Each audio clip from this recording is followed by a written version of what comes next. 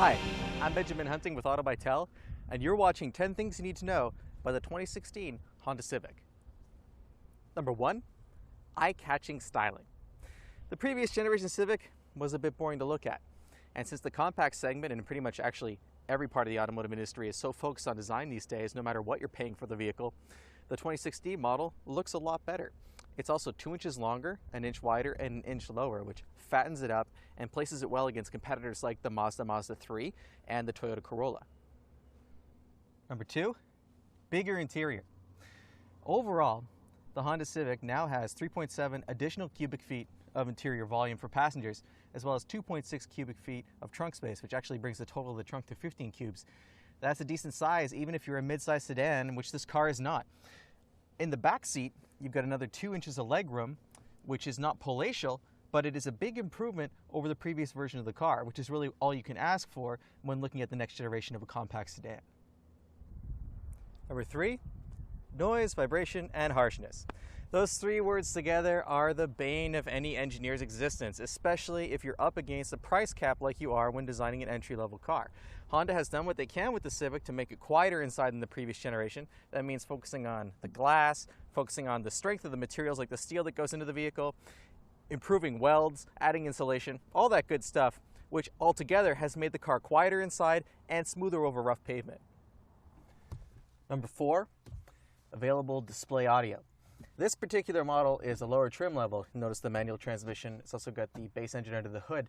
But you can order the Honda Civic with display audio, which gives you a kind of glassed over look on the center console, plus things like Android Auto and Apple CarPlay, which are 2 interfaces for your various mobile devices.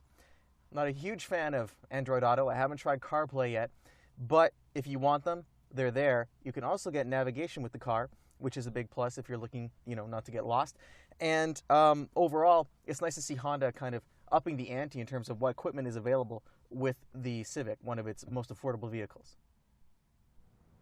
Number 5, 2 new engines. As I just mentioned, this car comes with the base motor, which is a 2-liter, 154 horsepower, 4-cylinder. It also produces 138 pound-feet of torque. However, if you're looking for a little more power, you can go up to down to a 1.5-liter turbocharged 4-cylinder engine. That particular model adds 20 horsepower to the mix, bringing you to 174, and you also get 162 pound-feet of torque. Number 6, the 2016 Honda Civic is very fuel efficient. It really doesn't matter which one of those engines you choose. The ones I mentioned earlier, the 2-liter or the 1.5-liter turbo, both of them get 31 miles per gallon in the city, and they're actually both over 40 miles per gallon on the highway. There's a slight edge given to the 1.5-liter turbo. With the CVT, you're looking at 42 miles per gallon while you're cruising. That's an improvement of between 1 and 2 miles per gallon, depending on configuration, compared to last year's car. In fact, if you want to consume as much fuel as possible, you have to really work for it, or should I say not work for it, and order the base model with the 6-speed. I think that one drops you under 30 miles per gallon tooling around town. But it's an impressive accomplishment that Honda has been able to take the small displacement turbo and the larger 4-cylinder without a turbo and give them roughly the same fuel economy. That means if you don't have a ton of money to spend on the car and you can get out of the 6-speed manual and into the CVT, even with the base motor, you're doing okay with the 2016 Civic. Number 7, a surprising number of upscale options. If you were to look at the order sheet of this car, you might have a hard time believing it's an entry-level compact, because you can get stuff like full speed adaptive cruise control. There's a rear view camera on every single model. You get lane keeping assistance. You get an automatic braking system with a forward collision warning. There is a catch, and that is that you have to order the continuously variable automatic transmission to even think about getting any of that gear, except of course the rear view camera, which is standard across the board. Number 8, decent but not sporty handling. This is an affordable compact car. It is not a Mazda 3. It's not even a Volkswagen Golf. When the road gets twisty, it's not going to put a smile on your face. That's completely fine. The car was designed for commuting, it was designed to be efficient, and it was designed to be reasonably comfortable.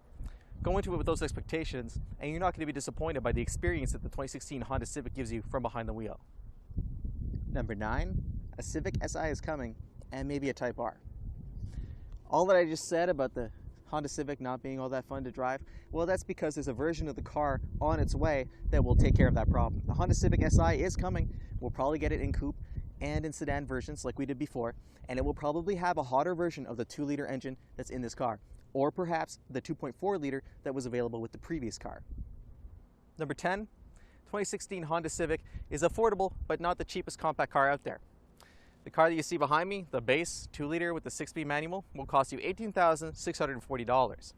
If you want to spend all the money in the world on a Honda Civic, you're looking at about $26,500 for a 1.5-liter turbo with the CVT and a lot of bells and whistles. Thank you for watching. 10 things you need to know about the 2016 Honda Civic for Auto by Tel.